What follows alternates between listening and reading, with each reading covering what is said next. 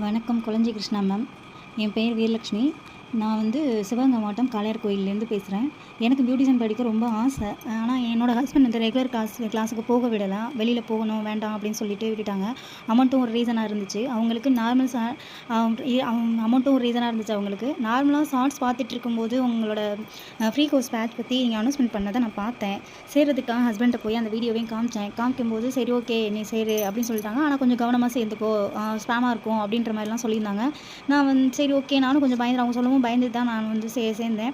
ஆனால் ஃபேக்காக இருக்குமா ரியலாக இருக்குமா இது அப்படின்னு சொல்லிட்டு நான் சேர்ந்தேன். ஜாயின் பண்ணி ஒவ்வொரு வீடியோஸும் நான் உங்ககிட்டேருந்து வாய்ஸ் நோட் வரும்போதும், அந்த குரூப்பில் வாய்ஸ் நோட் வரும்போதும் இல்லை கொஞ்சம் எனக்கு வந்து ரொம்பவே நம்பிக்கை வந்துருச்சு. ஒவ்வொரு வீடியோஸும் பார்க்கும்போது எனக்கு இன்னும் ரொம்ப வீடியோஸ்லாம் பார்க்கும்போது எனக்கு வந்து ரொம்பவும் நம்பிக்கை வந்துச்சு. இன்னும் நிறைய நம்பிக்கை வந்துச்சு. அப்புறம் அந்த வீடியோஸில் வந்து நீங்கள் டவுட் கேட்க சொல்லியிருந்தீங்க. டவுட் கேட்டுட்டு நான் வந்து டவுட் கேட்குறதுக்காக நான் வந்து கீழே மெசேஜ் பண்ணினாலும் அந்த மெசேஜ் பண்ணுறதுக்கு நீங்கள் அந்த வீடியோஸ் முடிகிறதுக்குள்ளேயே எனக்கு அந்த டவுட்டுக்கு நீங்கள் கிளியர் பண்ணிடுவீங்க. எனக்கு ரொம்ப இதாகிடுச்சு. அதில் எனக்கு டவுட் கேட்குறதுக்கான ஒரு வாய்ப்பை நீங்கள் கொடுக்கல. அந்தளவுக்கு எனக்கு வந்து சொல்லியிருந்தீங்க.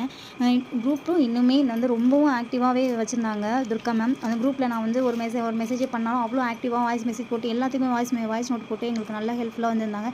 என்ன மாதிரி மேரேஜ் ஆகி வீட்டுக்குள்ளேயே அடப்பட்டு கிடக்கிற அந்த கிடக்கிற பொண்ணுங்க வீட்டு வேலையில் மட்டும்தான் பார்க்கணும், வெளியில் போகக்கூடாது அப்படின்ற இருக்க பொண்ணுங்களுக்கு நீங்கள் பெரிய ஹெல்ப் பண்ணுறீங்க.